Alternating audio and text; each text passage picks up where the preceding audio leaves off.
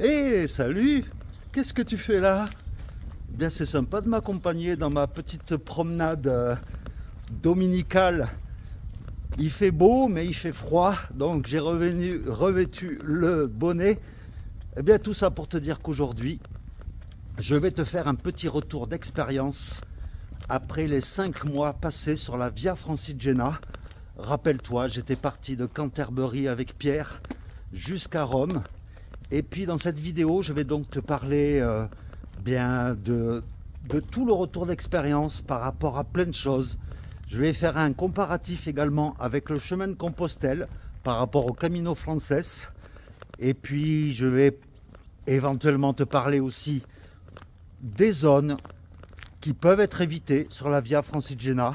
Enfin, plein de choses. Donc installe-toi confortablement et on peut y aller. Allez, let's go!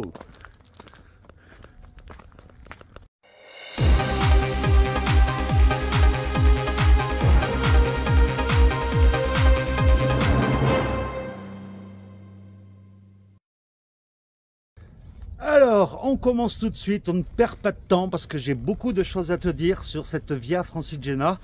Et premier élément à prendre en compte, c'est l'alimentation pendant tout le long du trajet. Alors c'est sûr, c'est pas comme sur les chemins de Compostelle. Il y a des zones, hein, si tu te rappelles bien, surtout en France, où on a traversé la fameuse diagonale du vide. Et là, il y avait vraiment des zones sur plusieurs jours, je dirais à peu près sur 70 km maximum, où il n'y avait vraiment aucun commerce, aucune épicerie. Ce qui fait que quand tu bivouaques, comme j'ai pu le faire avec Pierre, eh bien, tu es obligé d'acheter plusieurs jours et de transporter dans ton sac à dos plusieurs jours de nourriture. Bon, on espérait. Là, on vient de passer devant le Center Parcs. Je pisse partout! Et on espérait, parce qu'il y a 2 Carrefour Express au sein du Center Parcs, on espérait pouvoir faire des courses pour ce soir et pour demain, vu que c'est dimanche. Et à l'entrée, le vigile nous a interdit l'accès, même en laissant les sacs. Donc du coup, on se retrouve ce soir et demain sans nourriture. C'est pas grave, on va se mettre à la diète, ça nous fera pas de mal. Donc ça, déjà, c'est un premier point à prendre en compte sur la Via Francigena. Bon, après, concernant le parcours en lui-même, comme tu le sais, hein, la Via Francigena est beaucoup plus longue que les différentes voies de Compostelle, puisque si tu pars de Canterbury et que tu vas jusqu'à Rome, il y en a environ pour 2200 km. Donc c'est 700 km de plus que la voie du Puy, qui est déjà une bonne voie. Et puis par rapport à mon retour d'expérience, j'avoue que la Via Francigena a été plus difficile. Tu traverses des zones, en France par exemple, tu traverses des zones avec des canaux où pendant plusieurs jours tu vas marcher le long des canaux sur de grandes lignes droites. Donc ça aussi c'est assez difficile pour le moral. Et qui dit canaux dit souvent de grandes lignes droites. On n'en voit pas le bout. Ça me rappelle le canal du Midi l'année dernière, après Moissac sur le chemin de Compostelle. Voilà, une partie de la ligne droite déjà effectuée. Et puis après les grands champs agricoles, à perte de vue les champs.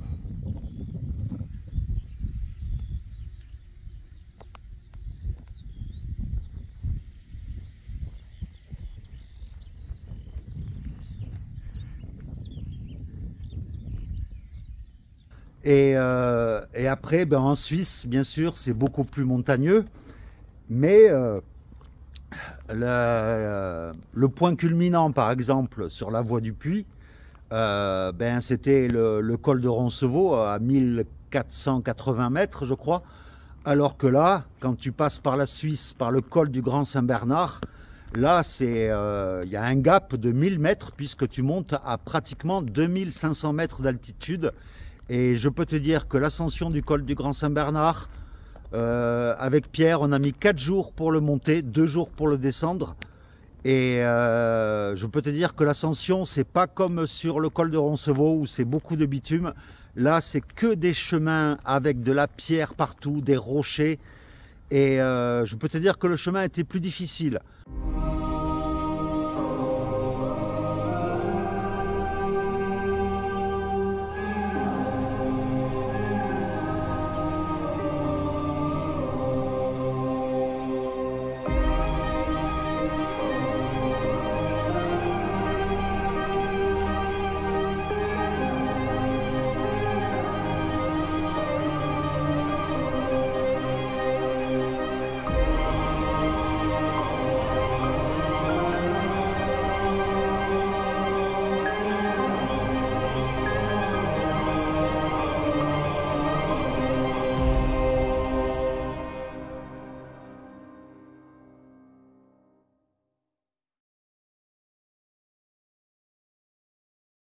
Donc je préfère t'avertir si jamais déjà tu veux faire cette voie-là, cette Via Francigena.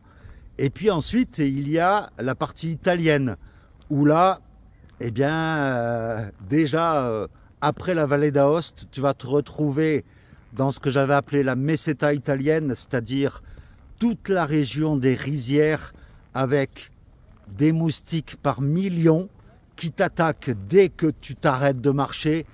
Et ça, c'était une partie assez difficile. C'est vrai que les rizières, vues comme ça, on dirait de l'herbe. Hein. Ben non, c'est que des rizières tout ça. Jusqu'au fond là-bas, perte de vue. Alors tu vois l'avantage de s'écarter, de rester sur la route plutôt, c'est que là on a eu le malheur de s'écarter de 10 mètres de la route. C'est une nuée de moustiques qui nous attaquent. Donc c'est l'horreur. C'est pour ça aussi qu'on prend par la route. Parce que le vent des voitures, ben ça fait remuer les moustiques. On est peut-être en plein soleil, mais au moins on n'est pas embêté. Et donc je plains ceux qui prennent le chemin officiel à travers les rizières et les champs de maïs. Ça doit être une horreur. Et de plus, il y a aussi la Toscane qui, faut pas se fier aux cartes postales. La Toscane, en fait, c'est pas les paysages idylliques, magnifiques, c'est sûr, mais il y a beaucoup de dénivelé, beaucoup de grands chemins blancs tout droit et beaucoup de zones désertiques également en Toscane. Donc, ben voilà, voilà la partie du trajet en lui-même, quoi. Alors ensuite, il y a toute la partie navigation, GPS, etc. Alors la Via Francigena, pour ça, ils ont une très bonne application qui s'appelle tout simplement Via Francigena, où dans cette application, tu retrouves étape par étape la navigation en temps réel par rapport au point où tu te trouves et par rapport au chemin que tu dois emprunter. Donc ça, c'est très bien fait. Tu as aussi une rubrique hébergement pour t'alimenter également. Et donc ça, cette application, elle est très bien faite, il n'y a aucun souci. Mais tu peux en utiliser une autre, hein, comme IGN Rando, comme Efficiency, comme tu peux utiliser l'application que tu veux. Et on n'a pas eu de gros problèmes. Après, au niveau balisage, alors surtout en France, en Italie, il n'y avait rien à dire, le balisage était impeccable. En Suisse, au début, c'était pas évident parce qu'on nous avait dit qu'il fallait suivre la route 70 et puis au début il n'y avait aucune indication de la route 70. Alors donc là nous sommes en Suisse et j'avais lu moi sur internet qu'en Suisse pour le balisage il fallait suivre la route 70. Or depuis qu'on est en Suisse je ne vois aucun balisage de la route 70. Je vois la route 135 mais rien sur la route 70. Donc je me sers de l'application Via Francigena, mais pour l'instant c'est un peu limite. Mais le pire c'est en France, où là surtout en fonction des départements qu'on traversait, Je me rappelle entre autres de la Somme, je crois, et de l'Aisne, et une bonne partie aussi. Enfin, dans l'ensemble, c'était pas forcément bien balisé, puisque on s'est parfois retrouvé, Pierre et moi, dans des endroits où il n'y avait plus aucun balisage. On avait plusieurs chemins possibles et on ne savait pas lequel prendre. Donc heureusement qu'avec l'application Via Francigena, on avait réussi quand même à se situer et pouvoir récupérer le chemin. Mais parfois, tu te retrouves au milieu d'un champ, au milieu des vaches. Tu ne comprends pas pourquoi. Mais donc voilà, ça, il faut aussi que je t'en fasse part parce que c'est important. Alors parfois, on arrive à un carrefour, il n'y a aucun balisage, d'où l'utilité d'avoir l'application Via Francigena. Sinon, tu ne sais pas où aller. Encore une anomalie au niveau du traçage et du balisage. Là, on nous dit de tourner à gauche, mais arrivé en bas, il n'y a plus aucun balisage, alors que sur IGN Rando ou Géoportail, on nous dit d'aller tout droit. Donc voilà, il y a des petits bugs à corriger. C'est pareil également concernant le balisage. Soit le parcours a été modifié en cours de route, je ne sais pas, mais ça manque cruellement de balisage, surtout dans les villes et les villages.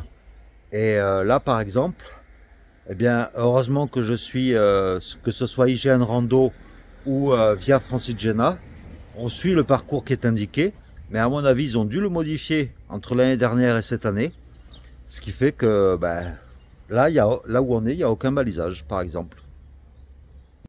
Alors apparemment la Somme, je pense qu'elle s'en fout un peu de la Via Francigena, vu qu'on n'y reste pas longtemps, parce qu'au niveau balisage, c'est la vraie catastrophe. Là, depuis hier, il y a plein de sections, d'intersections, où il n'y a vraiment aucun balisage.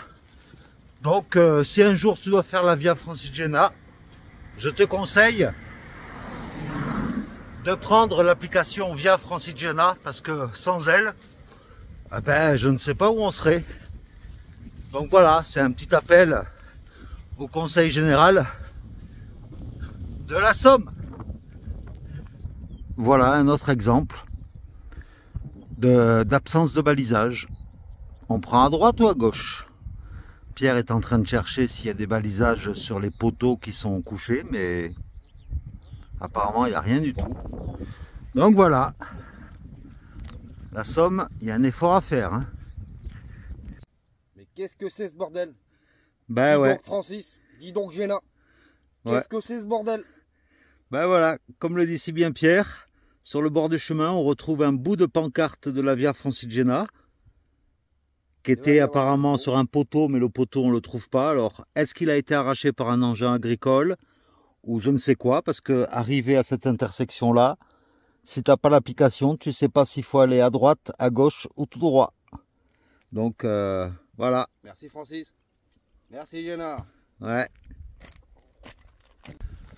Bon, apparemment, tout comme avant-hier, le tracé a encore été modifié par rapport au tracé de l'application.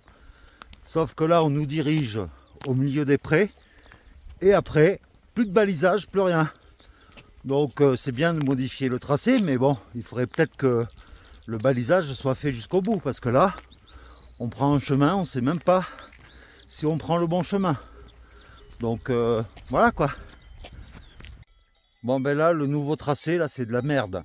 Parce que on nous dit, au bout du champ, de tourner à gauche. Sauf qu'il y a de la clôture électrique jusqu'en haut là-haut. Et il n'y a aucun balisage après. Puis c'est même pas un chemin quoi. C'est du grand n'importe quoi. Là tu es d'accord, il y a un tourné à gauche. Donc il n'y a pas d'autre moyen.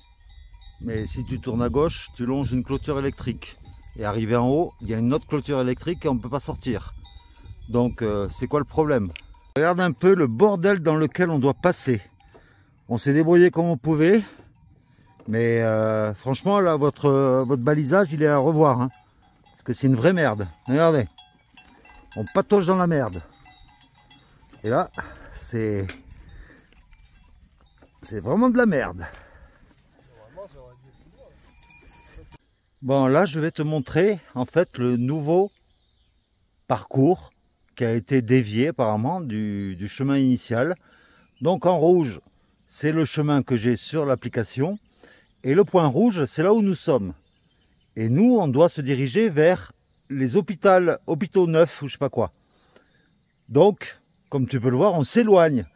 Donc, je sens que ça va être encore un chemin qui va nous faire au moins 5 km de plus.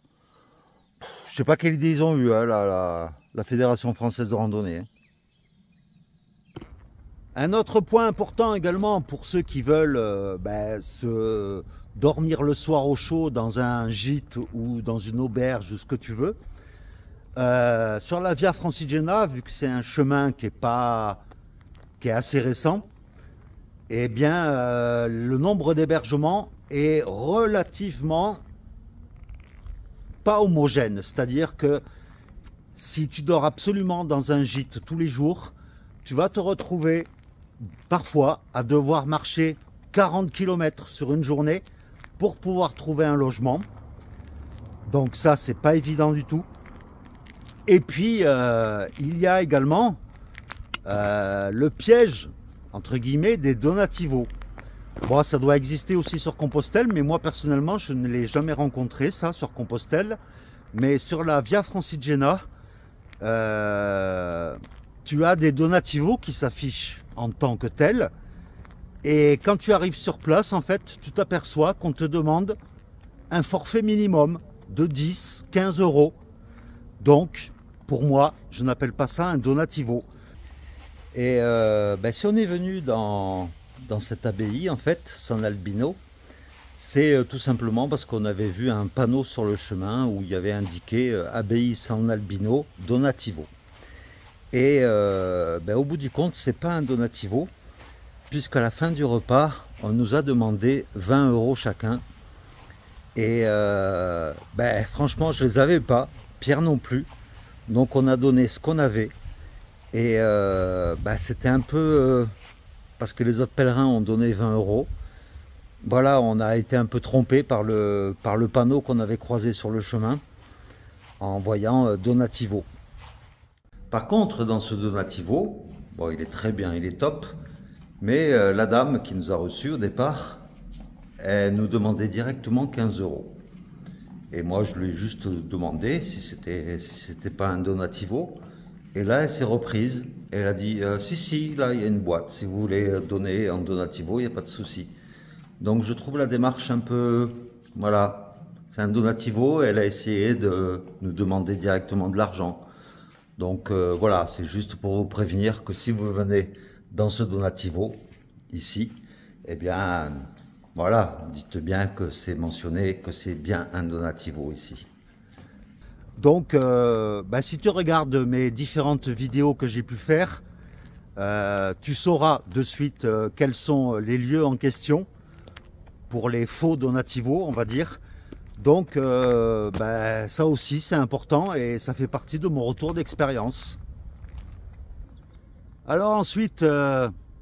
s'il y a des zones que tu peux éviter concernant le parcours, nous on ne l'a pas fait, Pierre et moi, mais s'il y a une zone qui n'est pas évidente, parce que trop urbanisée et hyper friquée, c'est toute la partie du lac Léman, c'est-à-dire à partir de Lausanne jusqu'après Montreux. Là, c'est nous, on a eu des problèmes par rapport au bivouac, puisque, rappelle-toi, on s'était fait expulser une nuit par la police suisse. Non, vous n'allez pas dormir là, sinon vous allez finir au poste, puis il y aura une garantie d'amende. On enlève les tentes, mais on va dormir là sur place. On ne peut pas aller nous faire d'autres, c'est trop dangereux, on va dormir sur place. Ah ouais. Puisqu'il y a des agents de sécurité qui sont venus nous voir, comme quoi on n'avait pas le droit de camper là où on était, tout simplement parce que il y a des riverains, des gens pétés de thunes qui ont réquisitionné les agents de sécurité et la police pour nous faire déguerpir. Donc franchement, je trouve ça vraiment lamentable. Et donc si tu en as la possibilité, à la limite, arriver à Lausanne, tu prends un train qui t'emmène jusqu'à Montreux. Comme ça te fait marcher un tout petit peu encore le long du lac Léman. Et après, tu changes de canton, tu arrives dans le Valais. Et là, les mentalités sont différentes. Donc ça, c'est mon humble avis, hein. Bien sûr, il est complètement subjectif.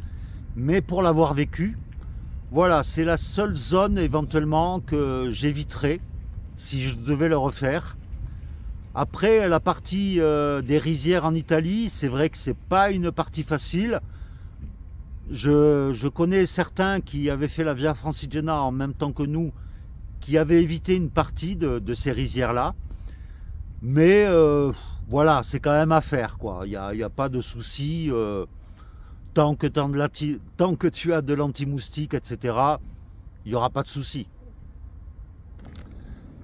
Alors, pour faire un comparatif par rapport à ce que j'ai connu, moi, sur le Camino Frances et la Voie du Puy, sur les chemins de Compostelle que j'avais fait en 2022, eh bien, comme je l'ai dit précédemment, la Via Francigena est plus difficile. Pourtant, il y a autant de dénivelé sur les deux trajets. Mais au niveau hébergement, au niveau balisage, la Voie du Puy et le Camino Frances, ben, il n'y a pas photo, hein. C'est le chemin de Compostelle, il est généralement très très bien balisé, tu ne peux pas te perdre. Et